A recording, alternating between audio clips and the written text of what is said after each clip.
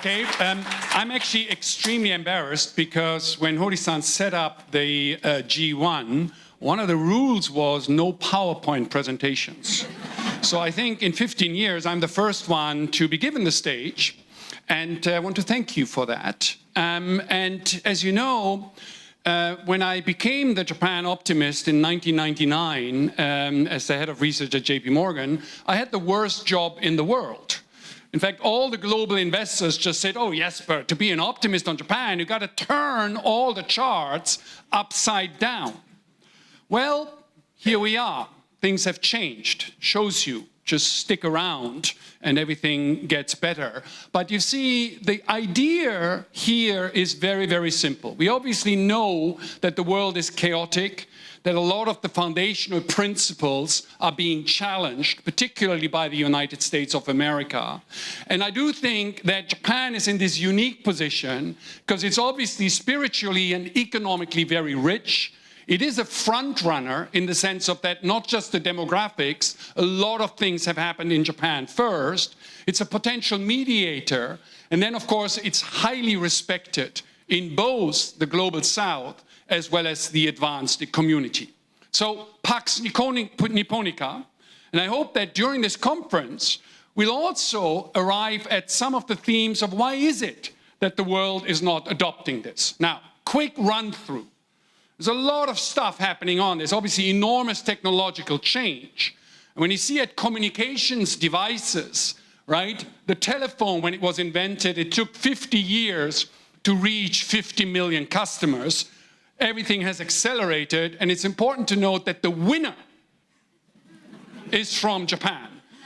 It's a true point, right? You remember that whether you are a teenager in Rio de Janeiro or whether you are somebody in your tweens in Nigeria, Japan does capture the dreams and the imaginations of the world. And by the way, this does translate into money. Everybody wants to talk about Toyota and BYD. Screw that, excuse me, technical term.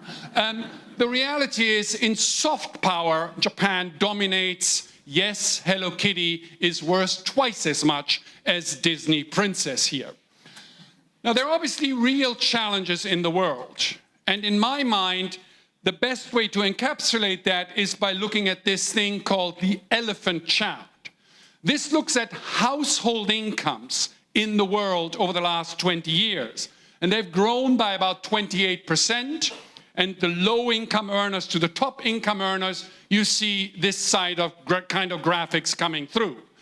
Where it gets exciting is that when you take out China, because whether you like it or not, China was about half of global economic growth over the last 20, 30 years. Growth was not 28, but it was barely 10. And you do see, more importantly, that from the 50th income percentile all the way to 95, incomes actually dropped. So why are people angry? Why is there the AfD in Germany? Why is there Trump in America? There's a lot of reasons, but from an economic perspective, it's because the economic systems don't work for the middle class. And so they get angry. This is where Japan comes in. Because obviously it's not about GDP growth, it's not about the level of the stock market. You know, as a leader, as a society, you know, there are many different issues that you're trying to optimize for. And if you look at various social problems, you see that Japan is exactly where you want to be. It is the number one, it is the best functioning socio-economic system that we have in the world. By the way, 8 years ago, I was invited to the Trump 1.0 White House. I showed this chart, and they went, yes, go America, top right-hand corner. Now, it's interesting, right? Because obviously, we live in today's world, but the dream is to have a better world for our children. And again, Japan shines when you look at the intergenerational earnings elasticity, which is to say, do you have to come from rich parents in order to be economically successful? Again, Japan is in a phenomenal situation. The two big countries, by the way, not so hot, but of course the real point of this chart, as you know from my accent, I'm from Germany, Germany is better than France. This is very important to keep in mind here. Wealth distribution, of course, Japan has rich people, but as you can see, the top 1% control about 20% of all the assets. And you do see that there's a lot of blackness. Why is there a lot of blackness? German technology. Oops, right. The other thing that is interesting, by the way, that, Elon Musk stands on a stage with a chainsaw and promises to cut the American swamp, right? Well, look at this. Japan is actually the only OECD country where institutional reform has actually happened.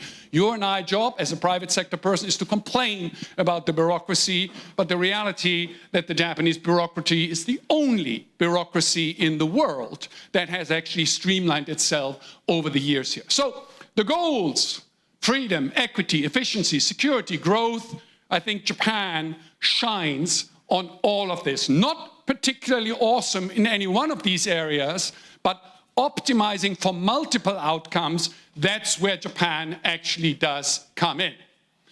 Now, what about the negative side of things? Everybody says, how dare you be bullish on Japan, because in 157 years, only 9 Japanese are going to be left, right? Well, the best things in your life happen when you have scarcity, when you have to improvise. That's when true creativity actually starts to come through. And we're seeing this, that the scarcity is actually a catalyst for change. Look at the Japanese bureaucracy. I can tell you at JP Morgan, we tried to recruit elite bureaucrats from the Ministry of Finance. It took us 3 years of whining and dining the third cousin to convince them that JP Morgan is a perfectly fine company. Now you do actually see a massive increase in liquidity. And when you do look at the details, 3/4 of these young men and women do not go to Mitsubishi, they do not go to JP Morgan, they're going to startups. So a young generation here in Japan actually is a role model for taking risk. You also see that the old malaise, where large corporations only hired part-time workers, not seisha, not full-time employees, that has actually corrected. And even during the COVID period, yes, part-time employees were fired or let go, but full-time employees continue to be hired. So the quality of contract, incomes, access to credit, to leverage, all starts to come through. What about corporations?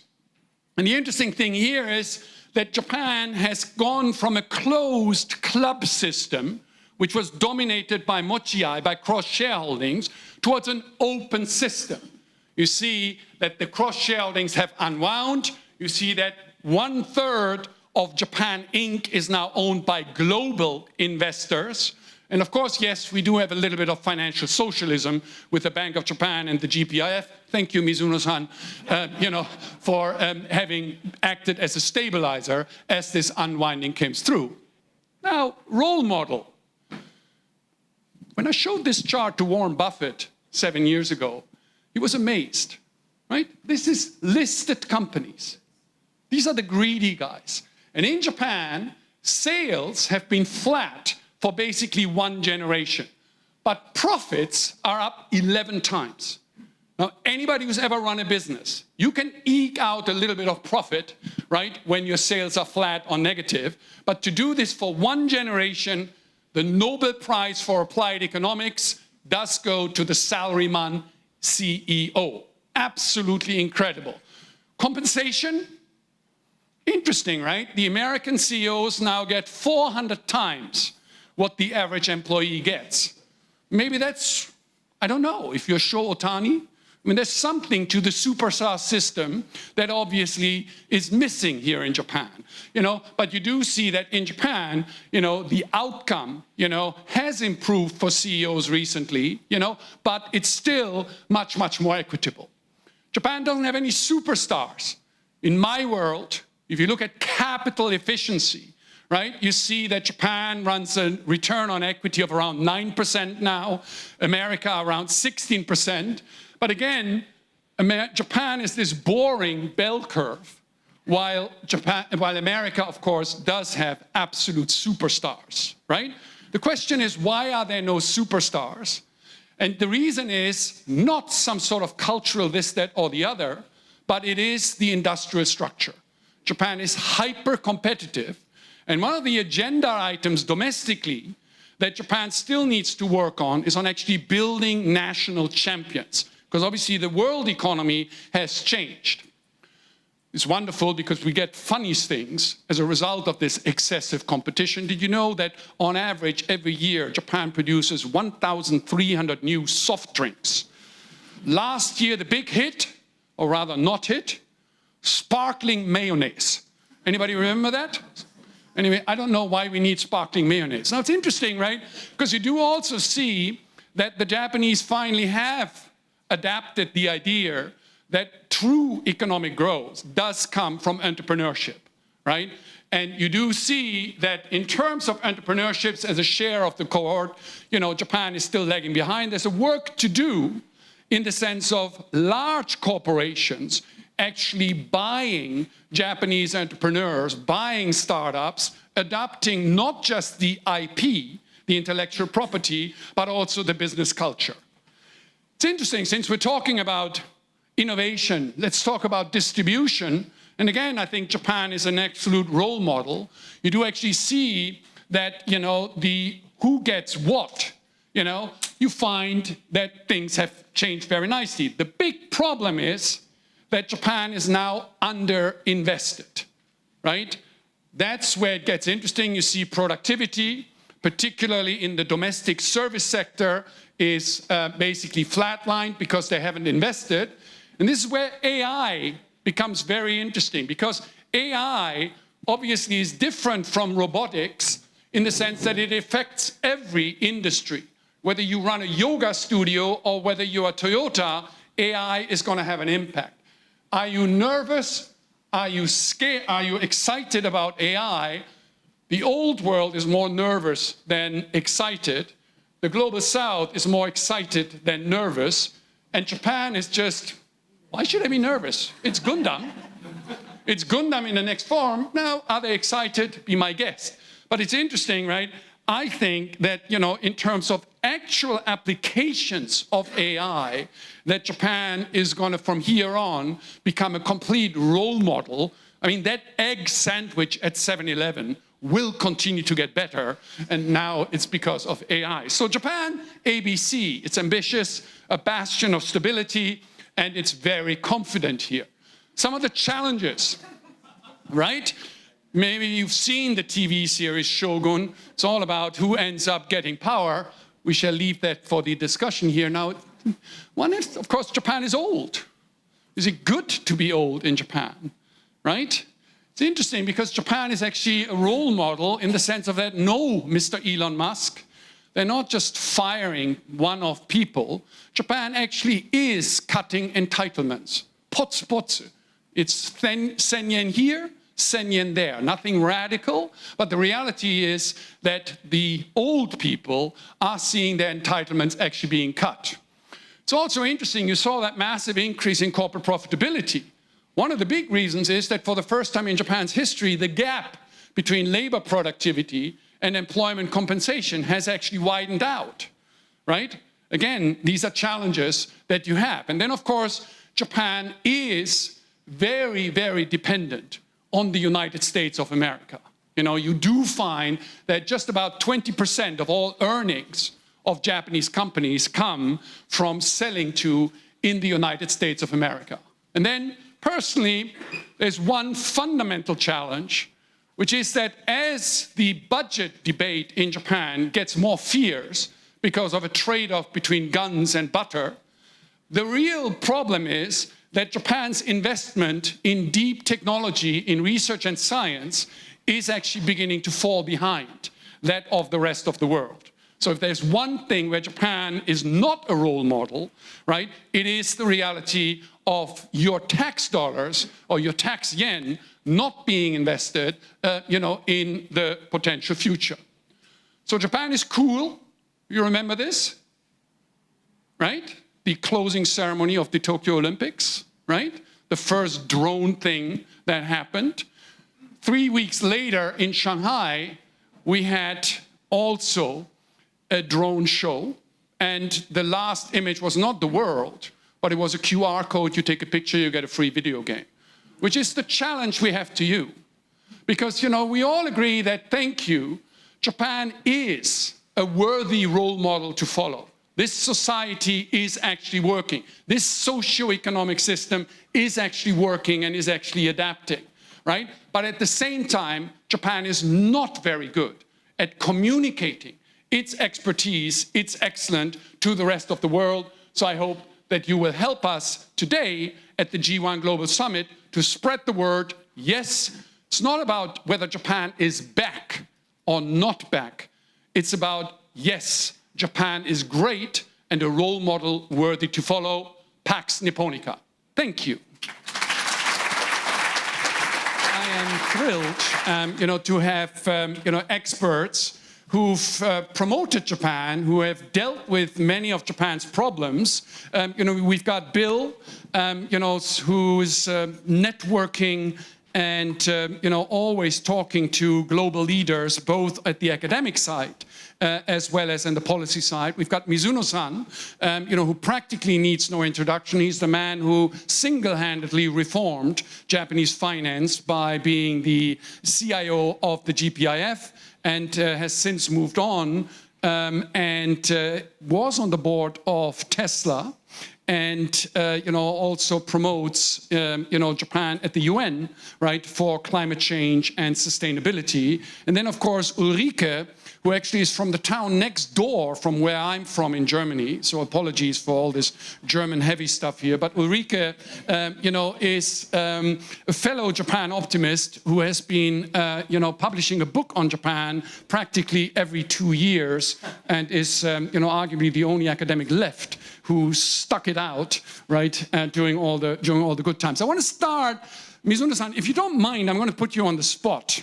Since you are one of 3 Japanese who actually talk to Elon Musk, who is this admired or loathed superstar business leader here. Mizuno-san, what does Elon think about Japan? That's a very interesting question to start with. Well, you probably know that if you follow his Twitter, it's now X, okay? I still want to keep the Twitter logo because it's prettier, but it's just, it's very easy to understand. He really loves Japan. He loves Japanese subculture particularly. All those like animation things he's following. And just to give you a concrete example of how he's so much into Japanese, culture is like, first of all, I became a big fan of Evangelion, Japanese animation. And it's like a 25 years old animation, which actually I missed because I was too old at that time. And during the COVID, he insisted, as a Japanese, I need to watch it. So I watched it. And I fell in love with the Evangelion, and I actually sent the Evangelion like a little bit miniature and novelty to celebrate his baby birth. So I think that's really give you the real insights into. He really loves Japanese culture, and on the top of that, when he introduced the Tesla Model 3. I don't know how many of you actually drove the Tesla, but Model 3 is relatively small compared to the other model of Tesla. The reason why is when Tesla introduced the Model 3, Elon expected Japan is going to be the biggest market for Model 3. So Model 3 is designed to fit into Japanese mechanical parking. And outcome was very disappointing to him. Because as you see very few EV on the street here because some of like a domestic maker is not very passionate about that. But he always have a view that the Japan is a leader in like the futuristic vision, and some of his actually future vision has taken from Japanese manga, seriously. And then also thought the Japanese consumer and a market is always ready for future and the new product. That's the reason we promoted like Model 3 to be able to sold in Japan. So those are two examples to show that he has been a real a believer in Japan leading the future vision and the future market. Excellent. Bill, if I may switch to you. Bill, from, your interactions, at the various, big global events that you moderate, that you interact with, tell us about your sense about how Japan is viewed and whether it's really possible for Japan to be a role model and stabilizer. I think that because of his dominance of all our attention at the moment, there's a sense that, this is a world dominated by three bullying superpowers, China, America, and Russia, and the minnows like Japan and Germany and others are nothing. But actually what people are seeing is that really this is the time for middle powers like Japan. And so more often in Britain, in Germany also, in Brussels, you see people saying, actually, we need to get to know those Japanese because they can be our partners in navigating this chaotic world. They can give us leadership from also Southeast Asia, to substitute for what America is leaving behind. But also, I think that what's perceived is that, okay, yes, we have these three superpowers, but the distribution of power in the world has become more equal per your elephant, and more countries count now. So a country that is widely respected, that has good relationships with such a wide range of countries, is now a great networker in this world where, okay, America might say you need to be in my camp rather than their camp, but actually we all want to be in Japan's camp because Japan's camp is open. Japan's camp is one that's about dialogue. When I first was a correspondent here in Japan, I remember that Abe's father was foreign minister, and he had a concept called omnidirectional diplomacy. We thought, well, okay, what does that mean? And he didn't know either. But really, its time has come, in my view. And that's how Japan is being seen, certainly from Britain, certainly from Europe, as being a connector now in a world that is increasingly fragmented. So middle power, Japan as a connector, omni or not. Ulrike, you spent a lot of time researching, spent a lot of time actually doing, spot investigation into corporate Japan, both the industrial structure as well as the Japanese style and way of getting things done, of managing corporations.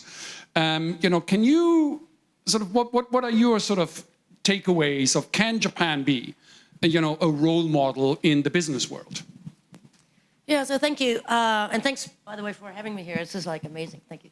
Let me make 3 points. So the first is that I think it's on. Most of our analyses of Japan that we read in the papers and wherever today are through the American lens of what is a good economy. 2, if we switch the POV, the point of view, we get a different Japan operates on different trade-offs, and then I'll end up answering your question, which is that Japan is already an alternative system of capitalism. And so let me make these arguments. So whatever you read about Japan these days is written by people who either work for Wall Street, which is per se now, or maybe PE funds or something, or Japanese government officials who've studied in the United States, my students included, and journalists who try to explain Japan to a Western readership. So what you read is Japan is not a good economy because GDP growth is stagnant. And that is actually a very interesting statement if you think about it, because you showed that capex is low here. But the reason is that capex is going abroad because Japanese companies are very smart. This is not a growing market. If I have a ton of money and I'm a CEO of a company, I don't invest in Japan. I invest somewhere else. I go to Indonesia or something. Lots of young people sitting right on the equator. I sell them beer and soft drinks and that sort of thing. So we need to change our lens. So then what are the Japanese trade-offs? And they are more about some of the things that you talked about, which is how can we get through first this post-bubble recession and now through this crazy world of growing uncertainties without social instability. And I think we see this in action every day. It's Anzen Daiichi, and we're going to do this slowly, and we're going to do this pace by pace because that's what we like. So we get a system where social stability is traded in for GDP growth. The American thinks that that's a bad economy. The rest of the world looks at Japan and says, that's actually a pretty cool economy. And so that's my answer to your question. I don't think Japan has to go and give lectures on how we do it and so forth. Japan can just do whatever Japan is doing, and that is an alternative system of capitalism. Can I just add one more thing? I know my 3 minutes are up, but there's been a recent survey in the US. Take it with a grain of salt, but more than 40% of the respondents said they think capitalism is a bad system, meaning they want socialism. And if they're not careful, they're going to get a particular version of socialism that we had to study in school. We Germans. We Germans had to study National Socialism.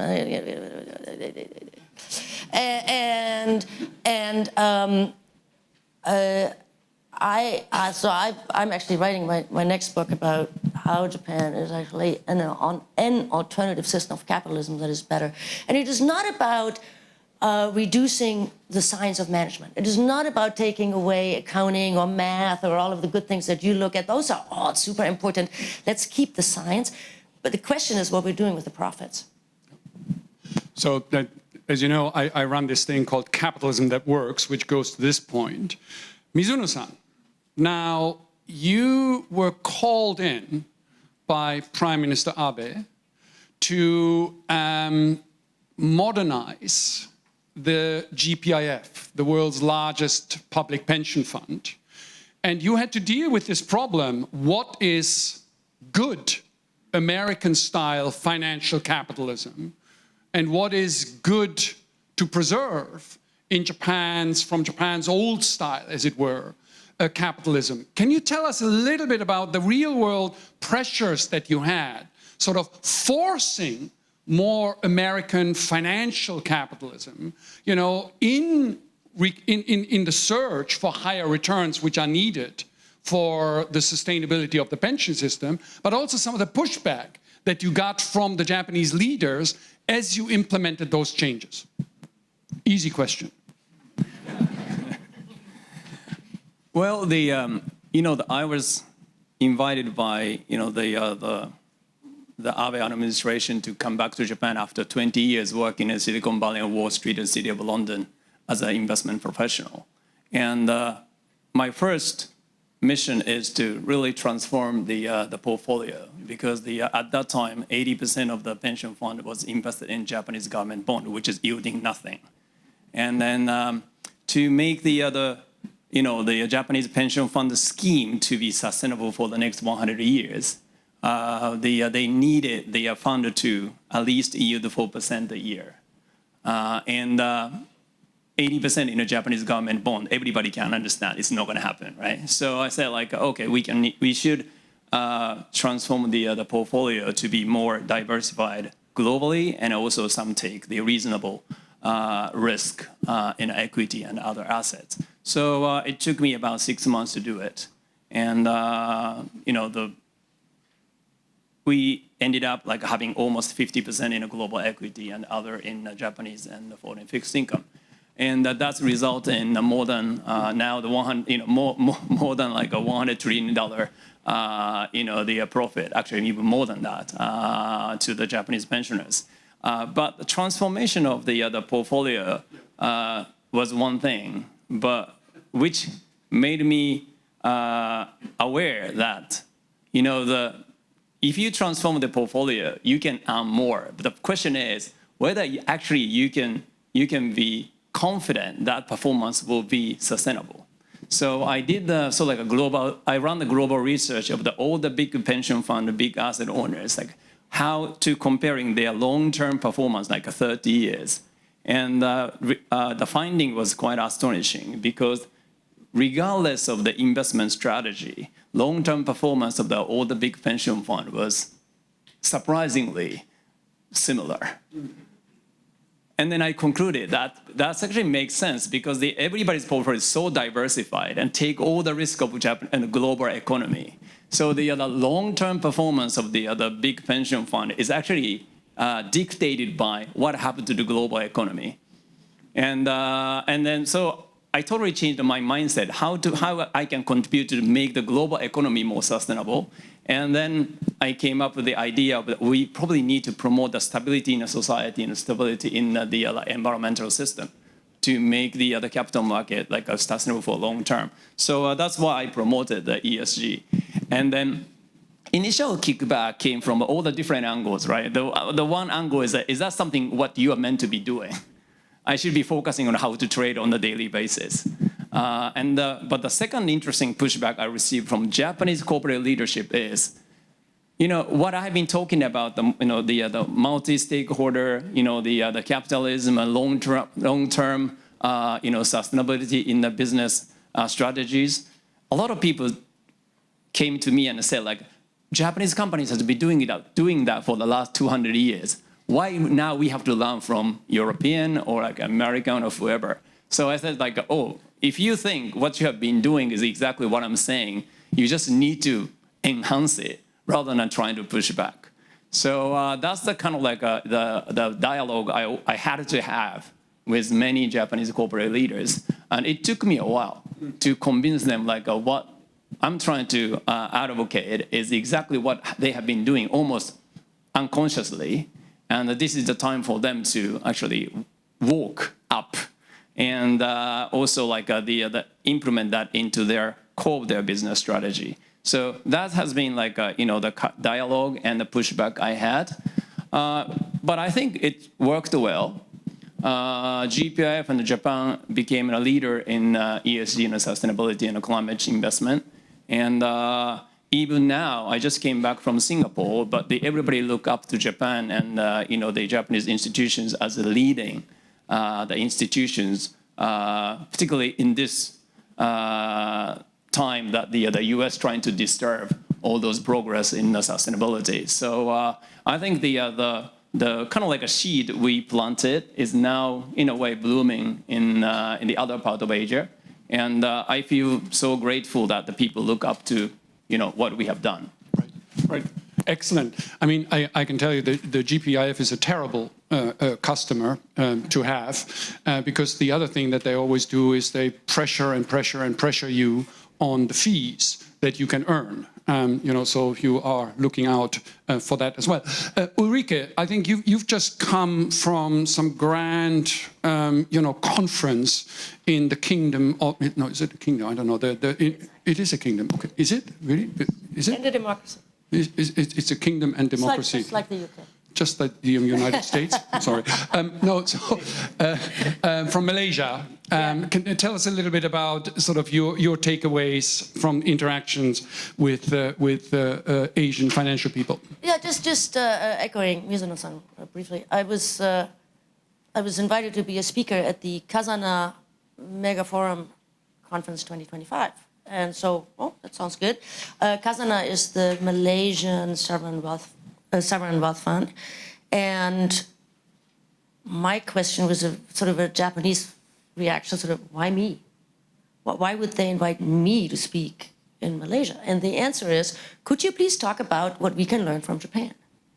Which I thought was, very interesting. And then I had the great fortune and honor to talk to the Prime Minister, the Sultan, and so forth. And they were really interested in learning from Japan. So I think your impression in Singapore is, I can echo from other parts of Southeast Asia that there's definitely, clearly the American model has proven to be no longer something to be aspired to. I mean, something is wrong. America's hurting. So people are naturally looking for other places and better solutions. And so I think this is the moment that you're talking about. Bill, what is your take on sort of Japan, particularly for Asia Pacific? Let's call it a spade, for Global South. Because I mean, obviously, we've got, and we do need to talk about China. There's obviously China as a potential role model, very successful by all sorts of metrics, not just GDP growth, but some of the social metrics, as well. Japan versus China is a role model. Well, I think that people I remember a Singaporean diplomat saying to me, look, we understand we're in a world of two big bullies. And one of those big bullies is far away. The other one is rather close by. Which one do you think that we like better? Obviously, we like the one that stays away mostly. What do they think of Japan? Well, fortunately, it's not Japan, it's not China, and it's not America. Let's be fair about it first. It's not those things that makes Japan attractive to Malaysia, to Singapore, to Indonesia, to Vietnam. But secondly, it is obviously a business hub, a source of investment, a catalyst for growth. Why are we only now talking about this? Perhaps is the question that we ought to address. Why, given your fantastic presentation, why didn't we know this 10 years ago? And I think what's changed is first of all, it was Warren Buffett, probably, in noticing that things called Sogo Shosha were rather interesting because they were actually investment funds rather than buying and selling iron ore, and therefore they were a portfolio bet on the whole country. But secondly, it's the sense of renovation that's now there. I think, if you like, what held people back from understanding the qualities of Japanese capitalism? The sense, and I would say the answer is the sense that Japanese capitalism always had the same old faces, always had the same old companies, didn't have that sense of renovation, of new Teslas, of startups. And I think the key thing that's attracting attention now is the startup scene. And we talk about this every quarter when we do our webinar. All the questions really are about the startup scene.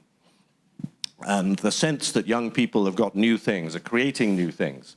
Now, this may or may not be macroeconomically significant, but it's sort of aspirationally significant, I think, now. Is America a dud model? No, America is a bullying model. But the big question is, well, wait a minute.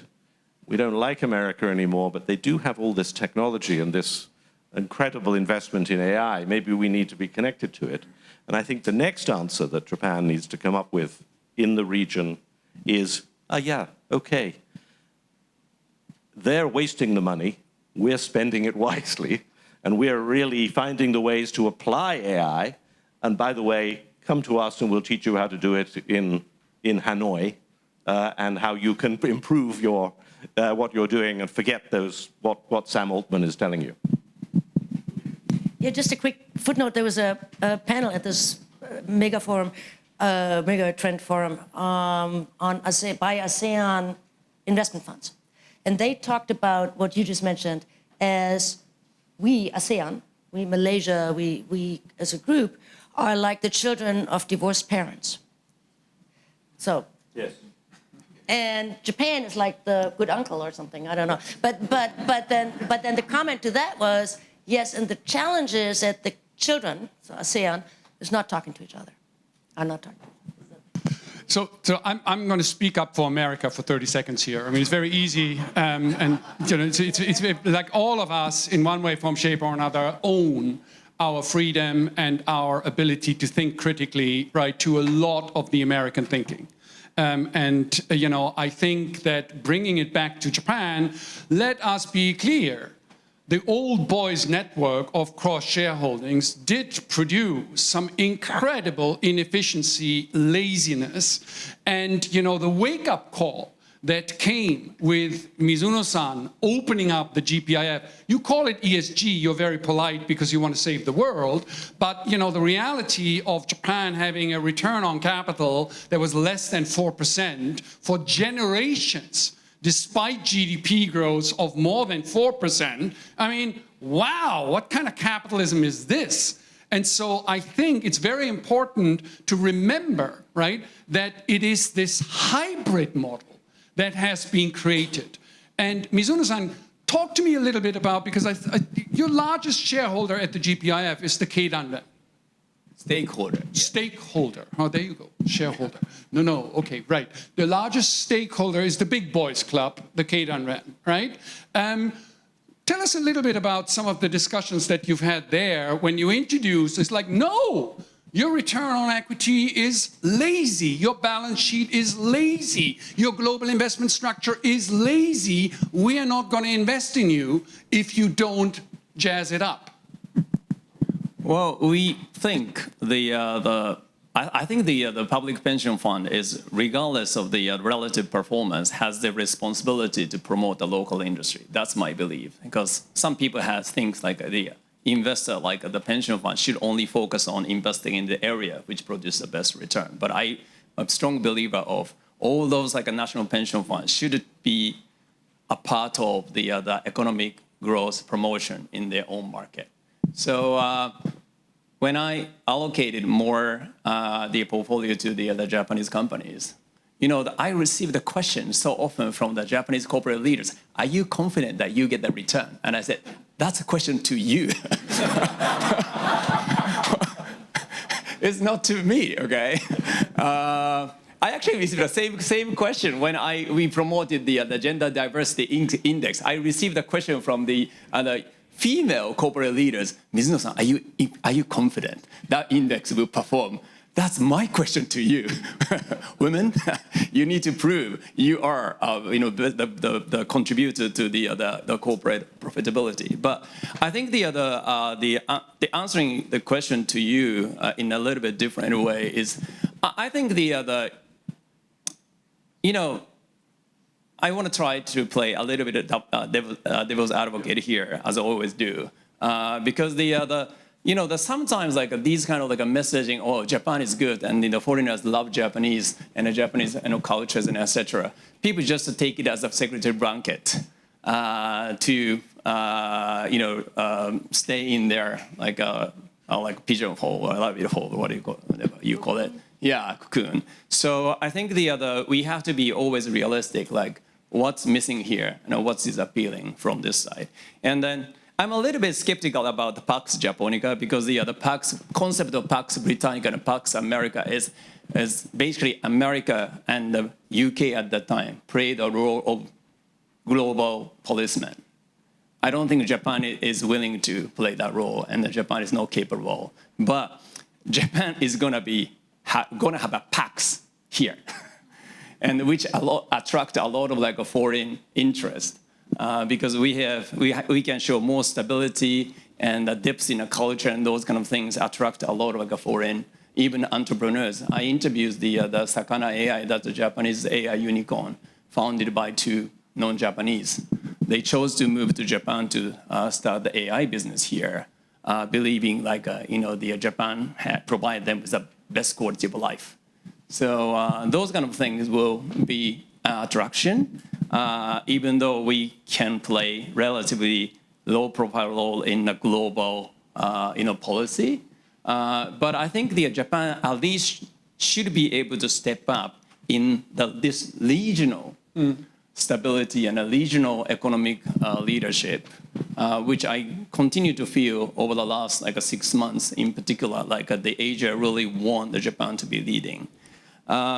But one of the challenges I see myself in Japan is there's a little bit mismatch between what the foreign investor, foreigner see as a Japanese, the value proposition, and where we are allocating our own resources. For example, like everybody loves Japanese cuisine, right? We have the more Michelin star in Tokyo more than the New York parties combined. But the number of the people receiving national license for cooking, or what we call a culinary, has reduced by 40% over the last 10 years. So while the world wants the more Japanese chef, we are producing much fewer Japanese chefs. And then when we talk about AI, everybody talk about that Japan should be a leader in a real AI, which is a combination of robotics and AI brain. But we see very few in Japan, the real partnership is between AI company or AI business and the real robotic manufacturers. So I think Japan should really find a way to allocate our own resources to match that gap. And then we have a real opportunity here. So it's interesting that he says there's 1/3 of the restaurants in Paris who have a Michelin star basically offer Japanese cuisine. So, the model is sort of changing in the sense that you do have the hybrids, just as you've got athletes now being at the top world-class level in 110-meter hurdles, which was unheard of because in field and track, the Japanese just were not very good. But you've got these bicultural, biracial young men and women, performing for Japan and winning medals for Japan. Bill, for 30 seconds, I mean, obviously, Pax Japonica, I'm fully aware that Pax Britannica, Pax Americana, the backbone is ruthlessly brute military dominance. That obviously, I hope, Japan will never, have to achieve. I'm thinking more in terms of Pax Helvetica, like the role that Switzerland, the role that Norway plays as a mediator, and really leading not by hard power, but by soft power, where I think we all agree that Japan has a shot at leading the world. How do we think about hard power? Should Japan remilitarize? Oh.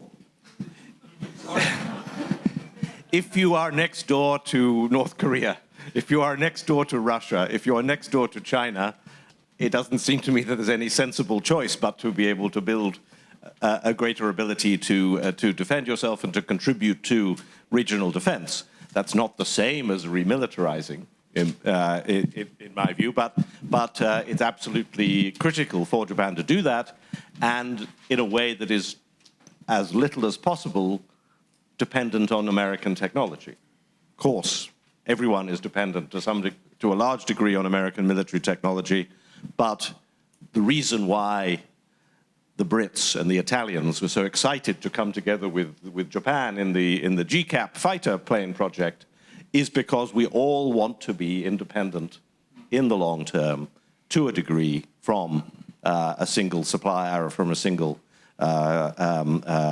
technology source. And so I think that Japan can do that, and Japan absolutely, by having a strong military. By the way, the Japanese maritime self-defense force is now larger than the British and French navies combined. So it is not exactly starting from a low base, at least in maritime defense. So, but this is natural that this should continue. Contribute credibly to regional security, but then go beyond that and be one of the leading group keeping trade open, maintaining a liberal rules-based order, building on CPTPP to become a pioneer and a leader in building an alternative structure now that the originators of that structure, America, have at least taken a leave of absence from that. And by the way, in terms of divorces, I've come to call this After the Fall, because Arthur Miller wrote a play in 1964 about his divorce from Marilyn Monroe. And we could debate which one was Miller and which one was Monroe, by the way, in all of these marriages. But nonetheless, we are at least in a long-term separation.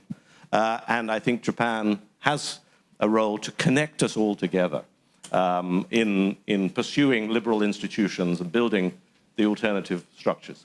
It's very interesting that Bill brought out I have a lot of discussions with Americans at the moment about like, oh my God, they should increase defense spending to 3%, 5% of GDP. And what the Americans don't get, this is not about the amount of money. This is about where the money is going to be spent. And for the Japanese ruling elite, it's very clear that they want to be independent. They don't just want to buy Palantir for cybersecurity. They actually want to build their own system, because that independence from both the United States of America and the People's Republic of China, being a sovereign actor, that's very much an ambition that we have here. 水野先生。Can I make one controversial Of course. statement here, reacting to the Bill's comments? Although the maritime or navy, Japan, in terms of number of the volume, we actually now surpass the UK. But in reality, that's not as strong because we don't have a nuclear firefighter carrier and a submarine. And I think that one of the challenges Japan really has on the top of those aging society is energy policy. First, our energy policy is too dirty, 80% in a fossil fuel. Second, due to the Fukushima incident, we just cannot have enough nuclear to contribute to the energy mix. And it's not only Japan, but I just checked all the developed countries like energy policy. No country is ready for electricity demand increase by AI usage. And to meet that demand, Japan need to almost as quickly as possible to increase the energy capacity. And doing that without the nuclear is impossible. So we need to build the renewable because we don't want to have the fossil fuel-based energy, but we really need to have renewable. And the reason I just thought about this is if the U.S. they continue to put the pressure on Japan to buy more weapons, we should buy submarine and the fighter carrier, which carries the nuclear. Because the reason is when I was the advisor to Abe on the green economic growth strategy, myself and at that time Keidanren chairman Nakanishi trying to promote the small medium reactor, and his view is he's a chairman of Hitachi too. He's like, the building a small reactor is not that difficult for Japanese manufacturers, but the building and accumulating know-how to how to operate takes a while.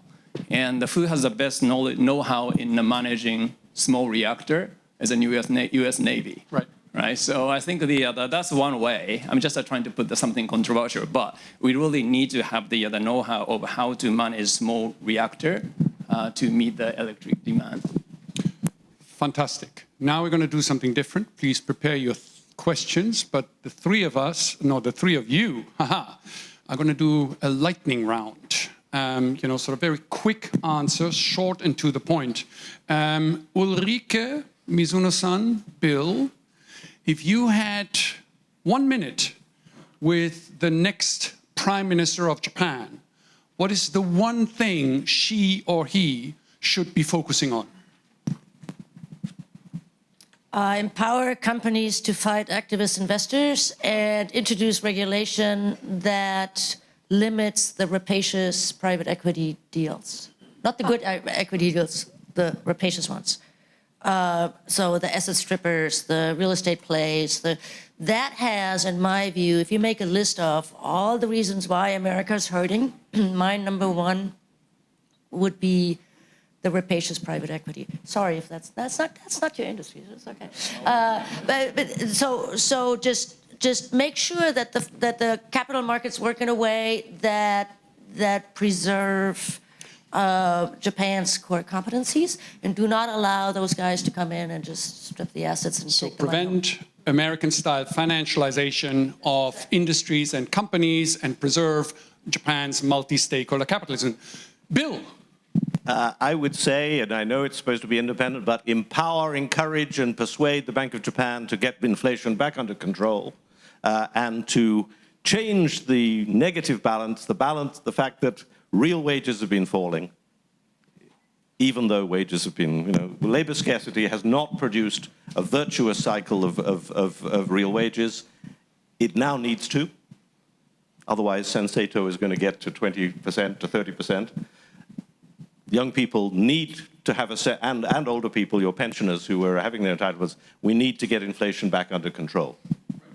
Mizuno Sensei? Okay, well, although I'm a financial specialist, but the other two panelists mentioned about the capital market, so I will talk about the social social policy. Okay. First of all, I've seen in the world, in history, like the first female leader didn't perform, and actually the push the gender equity even backwards. So I think and then also it really some of the female leaders disappointed female or like the constituency, like not failing to promote the gender diversity and gender equity. So I think Takai should be able to deliver some specific policy, visibly promote the gender diversity and women empowerment. And the second is like, whoever be a leader in Japan, basically 80% of her international affair is going to be how to react to the Trump, okay? So she should really focus on more domestic, because that's where she can make a difference. And to the point of inflation, we just cannot keep the society together if the 4 million people feeling like they cannot earn enough money to just support their own living, and they're like quite moderate living. So promoting more the salary increase is going to be, this should be her first the policy to show the Japanese people they can live safely for the next couple of years throughout the huge inflation. Great, fantastic. One final, and please keep your answers very tweety, or exy, or whatever. What do you say now? They're very short. What's your #1 advice to a young, aspirational Japanese person? Bill. Do what Mizuno-san did. Go and see the world and then come back and reform Japan.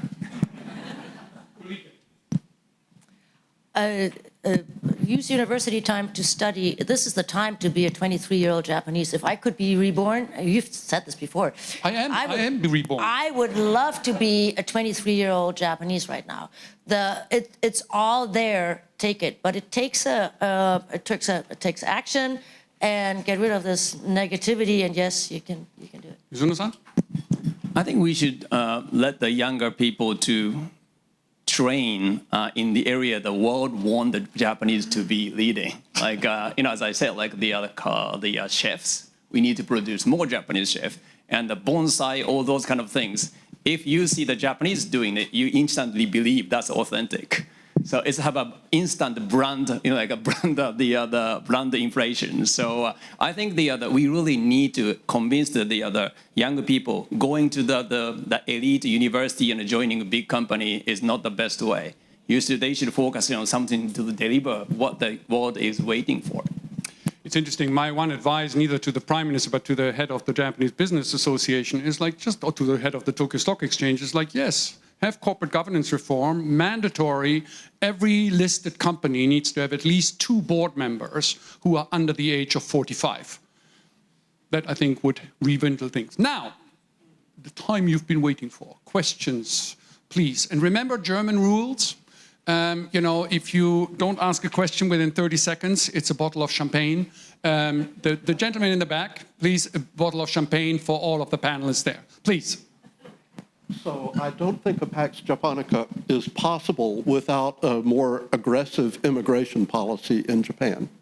How can Japan get over its sense of isolation in order to have a reasonable and valuable immigration policy to exercise international influence? Anybody? I could not disagree more with that statement, Richard. I think that Japan's immigration policy is running its own way. It is slow, it is deliberate, it is anzendai ichi. You got to be able to speak Japanese so that if there's a big earthquake, we know that you understand what we're telling you to do, and it's working. There are already 3 million immigrants now. I'm not on top of the numbers, but some people here are. It is working. It's slow, it's steady, but slow is not stagnant. And what Japan is doing here is actually based on the lessons from Europe, Germany in particular.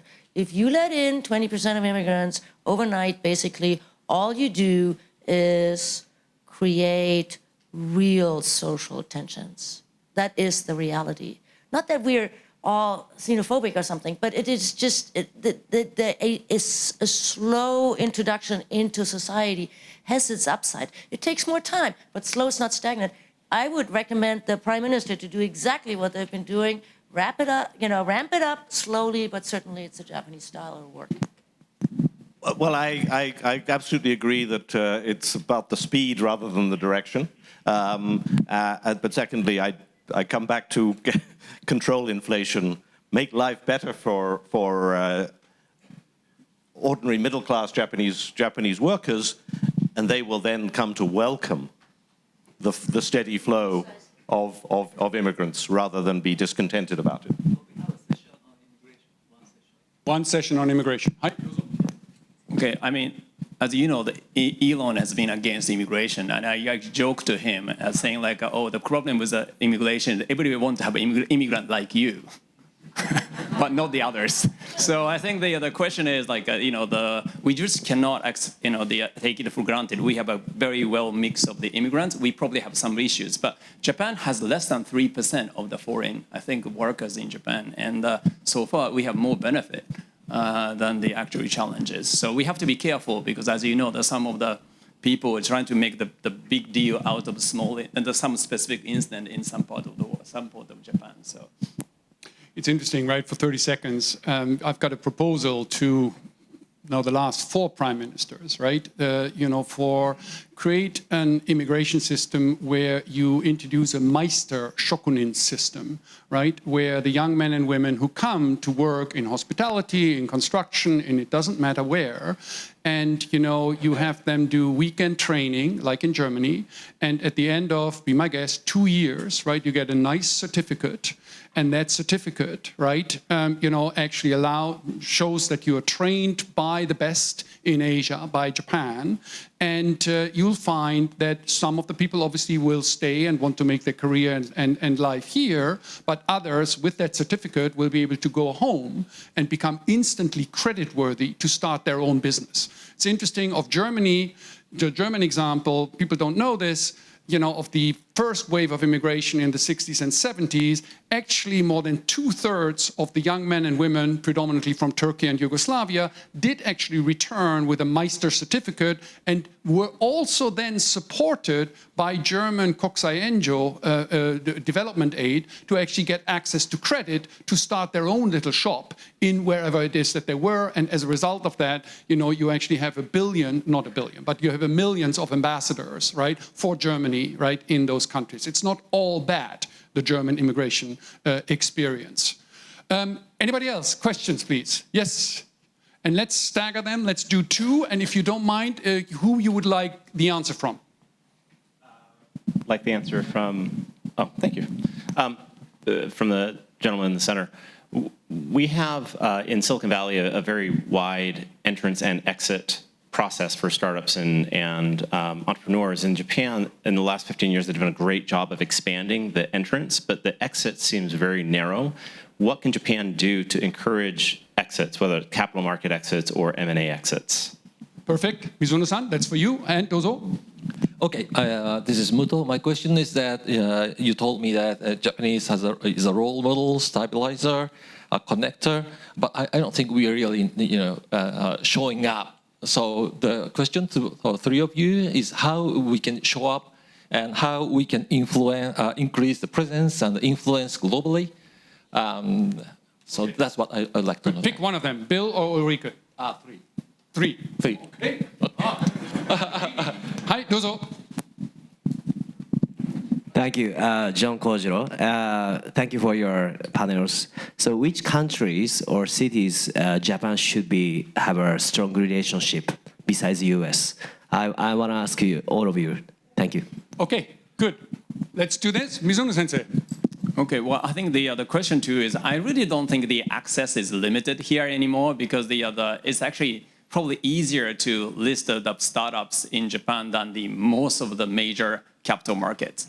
And then it has been lacking the like M&A activities, provide the alternative routes for the startup to exit. But I think that activity is also significantly increasing. So I'm actually more concerned about maybe some of those like not suitable for the listed company can be listed here in Japan. So I was worried about the access to the capital market startups. Kind of like in a way it's something in the past.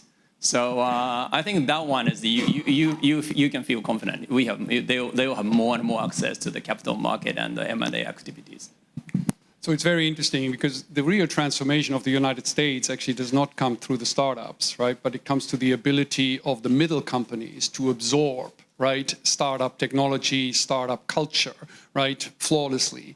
And the real change in Japan, and you're on the way now, it used to be over the last decade, you had basically 80% of exits being IPOs, 20% being mergers. Year to date, you've got 75% of exits being mergers and only the rest IPOs. Now, the IPO market is schnitzel, as we say in Germany right now, so it's a cyclical element to the whole thing. But, you know, big corporations are the ones to watch. It was the show up question. I mean, at a political leadership level, clearly the only way in which Japan shows up is by having a prime minister who stays more than a few weeks in office. And I know Japan and Britain now compete for the shortest prime ministerships, but the reason Prime Minister Abe was so successful in building world influence and building reputation is because he was there for so long, and he was a familiar figure. So at the top level, it's that.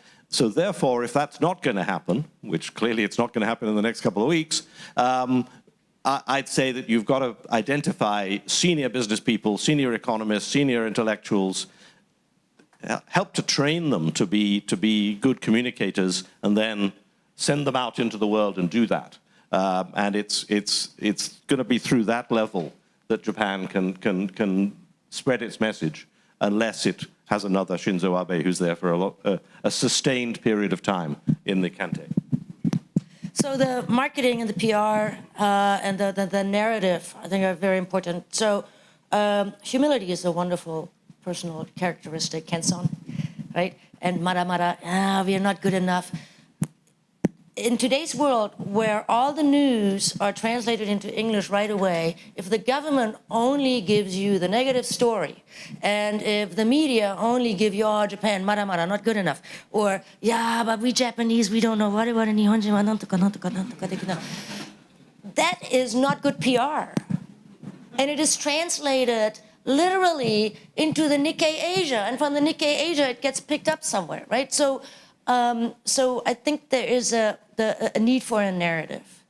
And it could be the prime minister, it could be the business leader, it could be you all. I mean, it could be the students of the school, it could be the professors of the school. Yes, please don't become boastful like Americans. It's one of their least admirable character traits. And humility is wonderful. But there is a point where you need to go beyond just quiet leadership, and if I do it well, you will see it and then you will appreciate it, to this is what we're doing, and we're not going to want to be like that. On the sister, may I just add one more thing on the third question? I once had a great conversation with a leading Japanese CEO who was buying weapons in DC or something, so some seriously high-level stuff. And we were sitting over lunch, and I wanted to do small talk. So I said, well, why do you think it is that Japanese companies are not so great in global business? Which is like the adage, right? It's not true, but okay. So I asked. And he reflected on this and said, I don't think that's true. I think we're not good in America because it's such a different culture. We are really, really good in Asia. We have no problem doing business in Asia. It's Asia. We can do Asia. We have a hard time doing business in America, but Americans are having a really hard time doing business in Japan in just the same way. It's not that we're bad at global business and they're good at global business. It is that it takes an effort. So I think your answer is already answered. If you look at what Japanese banks are doing, Japanese companies are doing in terms of foreign direct investment into Southeast Asia, it is mind-boggling, right? Exactly. Japan dominates the global south. Dozo. Yeah, so Muto-san, to your question, I think let's take just a trade negotiation as an example, because President Trump created prisoner's dilemma situation. They talk to each country bilaterally, and each countries should be communicating with each other to promote the global common.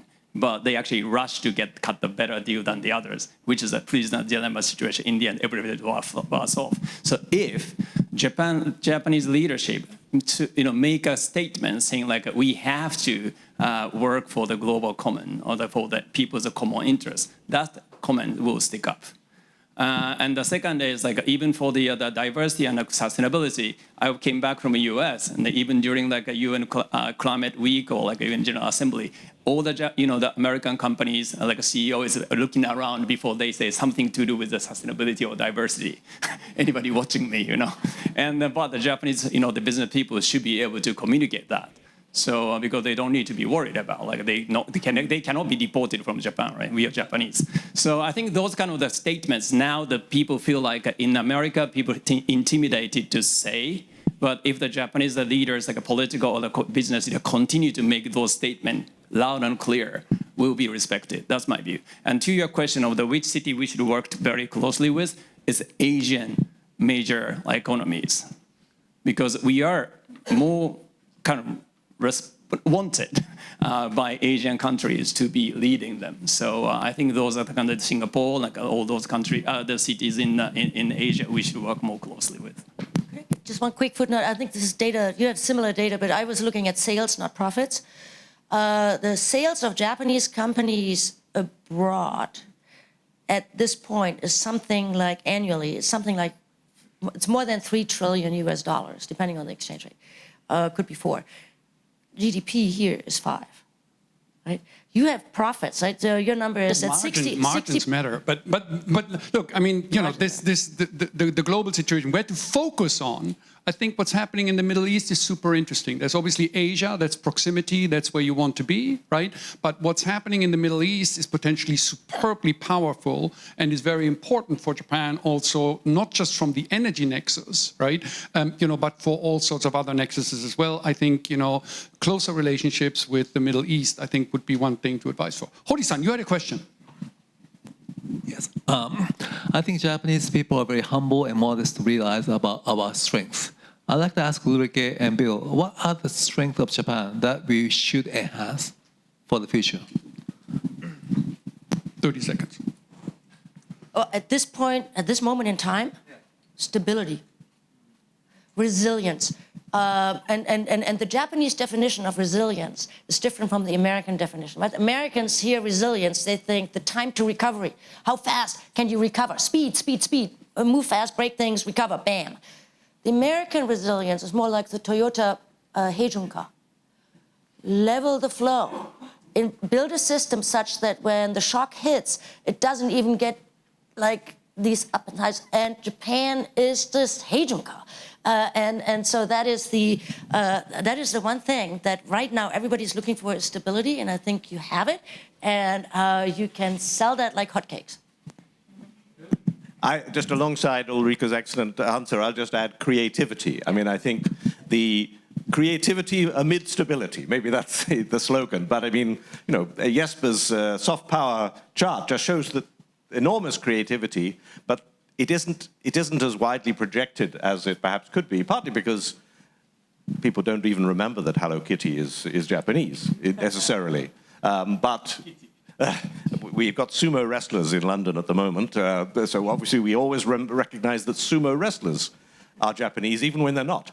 But nonetheless, I do think that creativity is the thing to focus on and to build and to give an emphasis to. It's interesting, on that one bugbear is celebration of failure. Because in Japan, failure still carries a huge stigma, whether it's inside the corporation, whether it's inside the classroom, whether it's wherever it is. One thing that I think all of us, or many of us, have taken away from the United States of America, that this celebration of failure and the complete, not support from the community, but the ishiki, the underlying drive to actually reinvent yourself, to be creative, right? That's, I think, where Japan's younger generation could do a little bit more of. Now, I wanted to thank you all. Time's up.